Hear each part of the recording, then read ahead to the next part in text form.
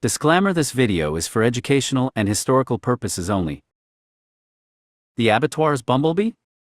Bumblebee came about from an accident mating, but any dog is only as good as the dogs behind them, and here is some information regarding his ancestors. His father, Professor Pavlov 1XGL, was a product of our breeding as well as his grandsire, Mandela 1XW, dogs that were bred, raised, and campaigned by us.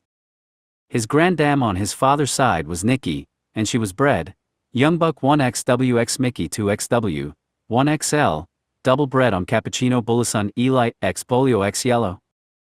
Becky's was initially offered to us by Mr. Goldie, mentioned in Ch. Molly-Me's story, as we was out of the game, and had no more space for her. She ended up being killed by Stella Ray in a yard accident. Nikki, who was believed to be cold, was later offered for sale, and we jumped at the chance to purchase her as we still wanted to do the mating. Nikki had ancestors up close in her pedigree that was a few generations further down in Mandela's, so the idea was to breed back to her to bring that up close, as her pedigree was made up of dogs with very decent mouth. The mating was made and 12 pups were born, with only 4 surviving, all of them being males. This mating is basically made up of old, Yellow X Bullus and Eli strains, with GRCH Grittler POR being the common denominator. His mother Skywalker was offered to us as no one wanted to purchase her at the time. Her father, also mentioned in Ch. Molly-Me's story, Day Walker, was a 1XW, 1XGL, who lost game into XGRCH Mason 8XW, 1XGL, who was only a 1XW at the time. The guy that lost into Day Walker on his first was so impressed with him that he ended up putting the best female he had, Miss Nona, a 2XW, to him. Day Walker's father, Ch. Midnight 3XW, has a somewhat similar genetic pool to that of Mandela 1XW, as they share quite a few common ancestors. Only obvious difference would be the influence through Riddick Imp Rom, Bolio X Yellow. His mother's pedigree is mostly influenced by GRCH Mayday Rom through Zippo Imp Rom, Yellow X Bolio, with a touch of Levi, who is a tight Frisco Rom bred dog, Eli X Snooty, with a touch of Bolio. She also has some Grittler in her pedigree down the line. Miss Nona's pedigree is predominantly made up of Bolio X Eli X Snooty crosses on the top, via the Ch Diamond, Dan 3X, W Dog, and mostly made up of Bolio X Bullison Eli crosses, via the Kojic POR dog with a touch of the old school Yellow X Bullison X Eli, blood via dogs like GRCH PW POR, and Ch Sledge 4XW. So at first glance his pedigree looks somewhat scatterbred, which it is, but looking deeper into it you find the same foundation dogs are popping up throughout. That was a mouthful, hope you followed? So Bumblebee was born in a litter of 8 pups on the 1st of January, which only had on female in it. He was actually the run of the litter with him, and his sister being the last dogs left on the yard. He was originally called Tinky as he was the smallest and very shy as a pup, always being bullied by the others. His brother, the original Bumblebee, died on his owner's yard with some other pups out of Wanderson due to a parvovirus outbreak. When Tinky was about 4 months or so, he was gifted to Bumblebee's owner to replace his loss. When he got there, his new owner's daughter ended up calling him Bumblebee, and from that day the name stuck. Funny thing is, later another littermate arrived on his yard from one of the pups that died due to parvovirus, and she was also called Tinky. Bumblebee grew out of his shell and started getting more confident when he was taken for hand walks through the streets. He didn't grow up to be a big dog, but he was lanky for his size. His first roll was about 9 pounds uphill, lasting about 15 minutes, and he was holding his own against a much bigger opponent. Although he was receiving a hiding, he would fly out of his corner when called upon to scratch. On a side note, the bigger assailant later killed one of our other dogs in a roll. After this he was probably rolled 5 more times, the last 2 being against smaller dogs. The last one he faced ended up winning the week prior to his show. His weight was put out and picked up. We lost a few shows before his one. This was possibly due to major changes we made to our keep. We reverted back to our Sulu keep, and only made minor adjustments to the work schedule. His keep went relatively smooth, and he was a hard worker. Show night arrives. Bumblebee vs. Max. Dogs are weighed and Bumblebee is over the agreed weight. Max's owner takes the forfeit and decides to continue with the show, pushing almost 1.5 pounds. Ref orders handlers to turn and face, release, and the show is on the road. Bumblebee goes for the throat and only stays in there shortly, as Max doesn't allow him to. Max defends by taking Bumblebee off on the muzzle. The weight difference doesn't seem to bother Max at all as he holds his own, and showing to be quick on his feet. Max also goes for a throat hold, and stays in there a little longer, but eventually loses this hold.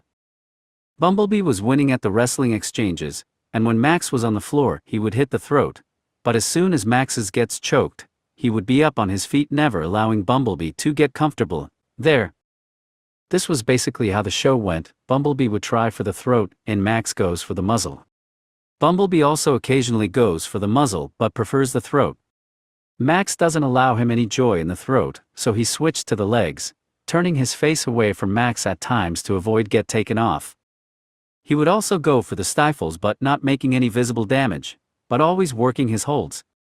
Max doesn't seem to like the leg and paw holds, and was protesting, but his crew said Bumblebee was just making him angry. If he gets out of that hold, he would take revenge, and so he did. When Max broke free he was dishing out some of his own punishment in a flurry, but Bumblebee was having none of that and wrestled him back to the floor. Max tries to change tactics, and ends up on the head, but Bumblebee just stood there not chasing anything, and he had to change up again. Ref is ordered to check fangs, and confirmed Bumblebee's cutter is through his top lip. He is unfanged and the show goes on. Up to this point no turns were granted, but Max's team kept trying to get one. Bumblebee is fanged again, and this time dogs need to be separated. Max is also found to be fanged, even worse than Bumble. While the dogs are separated, Max starts to scream as he wanted to go back. Bumble is also starting to scream as they were separated for quite some time. The ref says it's going to be a long night. Little did he know. Couple of fangs came after this, and Bumble would always go for the throat. At the 40 minutes mark Max is starting to defecate while lying on the floor, but was always in hold. Max would go for the muzzle but Bumblebee was continuously trying to twist out of it, and both dogs ends up making twists and turns, never allowing the other to gain any advantage. The show went like this till over the 2.5 hour mark. Max would come up on short bursts, which kept his team confident, but would soon be back to the floor, and Bumblebee staying on his feet. Bumblebee finally decided that he would switch to muzzle holds. This didn't faze Max much as he would try to roll out of it. The legs holds was where he was the most vocal. Still no turns has been granted, and finally when Max is laying like the Sphinx, he turns his head in that position, and the ref grants it. Still no handles. Bumblebee would go for the throat, pinning Max on the floor, and against the boards, pushing forward with everything in him, but Max would get up and roll the other way with Bumblebee now basically backed the boards. This worked most of times as Bumblebee was reluctant to leave his holds. It's over the 3-hour mark, and finally a handle is made. Max is still turning around in his corner, which gives his team the confidence that he would scratch, turn and face, and Max is released, and he crosses. When he is over the scratch line he runs a bit more to the boards, and then Bumblebee got released. There was a bit back and forth between the parties as Bumblebee's crew felt that was a sign of Max not wanting any more. Team Max didn't have much to worry about because the scratch was now on Bumblebee. Few possible handles come up, but both handlers are too slow to handle. Handles come up, and Bumble to scratch. Max's team keeps him still and snug in the corner. Bumblebee is released, and runs straight over going for the neck. Another handle after some time, and the ref says turn and face. Max is turned, and Bumblebee is still facing his corner. Bumblebee eventually turned, and Max is ordered to be released. He comes over with no hesitation, and fight is on. There was one point when Max was staying on his feet with Bumblebee in a sitting position. They must have thought this was the turning point, but Bumblebee eventually got back to his controlling the fight again. Dogs are pretty exhausted at this point, and the cold floor coupled with being slammed by Bumblebee every now and then couldn't be doing Max's kidneys any good. Bumblebee was managing to stay on his feet and Max was taking bottom most of the time. Next up, and Bumblebee completes yet another game scratch. Max on the floor with very little left in the tank, but when his handler talks to him he responds by wagging his tail. The fight must have left him at this point basically just trying to please his master. Somewhere around the 4-hour mark dogs are handled, Max to go, and he doesn't. The ref starts the count. His corner is in shock, and starts clapping, and encouraging him at the 6 count, and by 8 he is out. Bumblebee is also exhausted by now, and he is also laying, but lays on tops of Max always in hold, and Max also tries to keep his mouth around the closest thing to it. Bumblebee grabs his shoulder and starts to work it, but Max doesn't allow it. The generator powering the lights end up running out of fuel, and the only light available was cell phone flashlights. Handles are made and Bumblebee to go, and again without any hesitation he goes over and grabs the neck. Bumblebee's crew telling Max's what more do they want to see. They said no point in picking up now and made advances to a draw. This was swiftly declined as they were entrailing the entire night.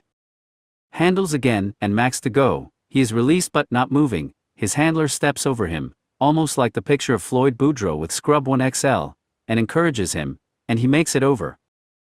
At about 4 hours 30 minutes another handle is made with Bumblebee to go, who is no longer turning around, and Max's team thinks he is out for the count. Turn and face, and like all the times before, he is out of the corner, and going for the neck. Everyone was so impressed with this scratch that everyone in attendance started clapping. Bumblebee in hold lying on top of Max, who is no longer making any attempt to bite or just hold on. Bumblebee's handler starting to get agitated and asks the ref if there is nothing he can do. Max's team thinks that Bumblebee is not in hold, and that he is just laying on top of Max as his skin is so sagged on his face. Bumblebee's handler tries to handle only to find he is still holding on, and he puts him back down. This excited him, and he left that hold trying for a different one, and finally a handle is made. Max to go, and he gets counted out. At the 10 count Bumblebee is released for a courtesy, and goes over like clockwork. Bumblebee is declared the winner in 4 hours and 46 minutes. Max's crew asked to see if he would cross this time because they felt he was disorientated. This time he completed his scratch. Needless to say, Max was a good one. It was just a pity he met up with a great one. Our boy never turned, wasn't out of hold, and never made a whimper. If that's not the definition of a game dog, then I guess I will never see one. One thing comes to mind when looking at these small dogs: it's not the size of the dog in the fight, it's the size of the fight in the dog. Mark Twain. The Bumblebee vs. Max show broke the record for the longest show between males in Africa. This show was 2 minutes away from equaling the all-time African record. That record was set by females, and Max's seconds happened to be the winner of that show. These records might probably be broken one day if the handlers are as game as their dogs. Irrespective, Bumblebee the Great One will go down in history as one of the elite few that went over the 4.5 hour mark, and scratched to tell about it. He ate right after his show and everything was looking good, but on the third night he left this earth. R.I.P. Bumblebee the Great One, you made your kennel proud and you will be remembered.